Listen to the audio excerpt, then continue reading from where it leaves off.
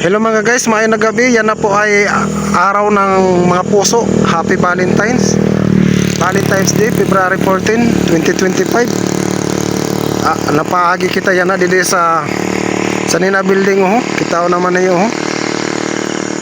Yan. Baguro ganda na building. Kita nyo, nausa ako. Hindi naman sa nausa lang ako kay kaganda.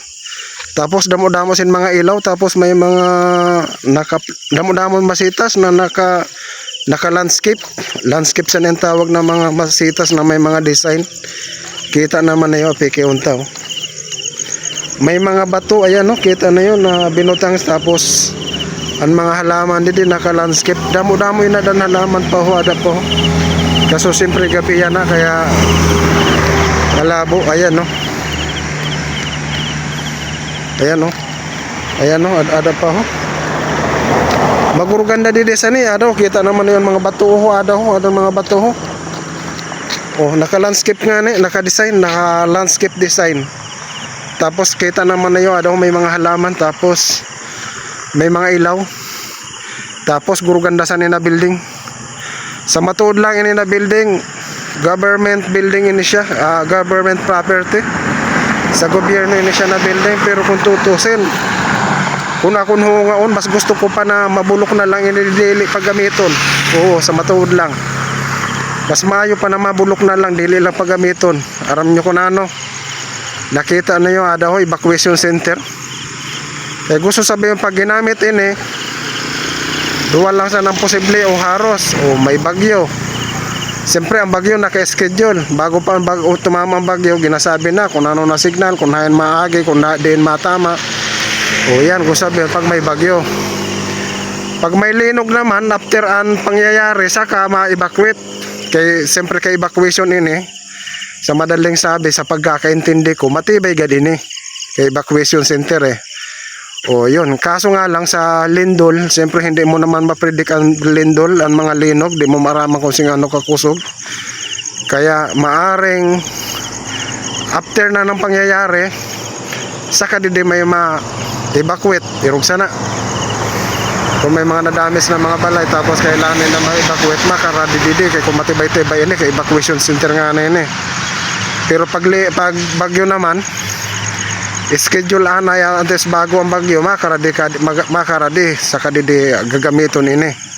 Kaya nga nasabi ko na kung hanggat maaari mabulok na lang ini, dili magamit. Kaya gusto sabihin pag ginamit ini may sakuna.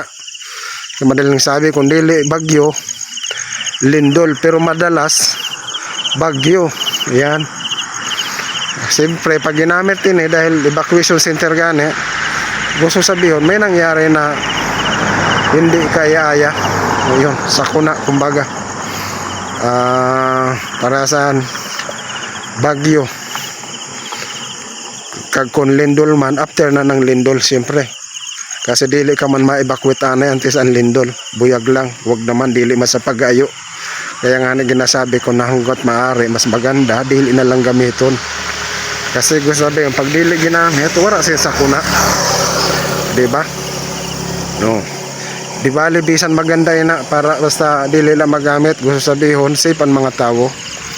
Diba? Pero ini siya mayo na lang ini naigwasan na naka-prepare kay dit gad man maiwasan na igwagad masin bagyo pirme, kay agihan gad man didikit an mas bati sa bagyo bisan din man di sa Pilipinas ginabagyo. Sa madaling sabi. Mas maayo na igwasin evacuation center na may naka-prepare, kag siyempre matibay gad ini, makita naman sa sa mga poste. Duwa lang ini napalapag, pero grabe mga darago sa poste, makita naman. Kagurganda sa design. Kita niyo may railings pa na stainless. Kaso napansin ko lang, kay nag-agi ako yan na nagabi. February 14 yan na. Nakita ako grabing ganda. Pagpabalik ko, naging videohan ko. Hastay na dito, kita ko na yan ilaw. Kagkamaganda sa tanong, kaya naka-landscape. Gusto sabihin, ginastuhan, kag siyempre inalagaan, nasikaso. Ayan, maganda, kita nyo naman may mga pailaw. Apikiyon tanisad sa mga ilaw para mahinay sa dan natin kung ano kaganda. Dahon ilaw yeah. Maganda. Kaya sa mga nanonood, happy Valentine's. Gabay pa na masaya ka mo.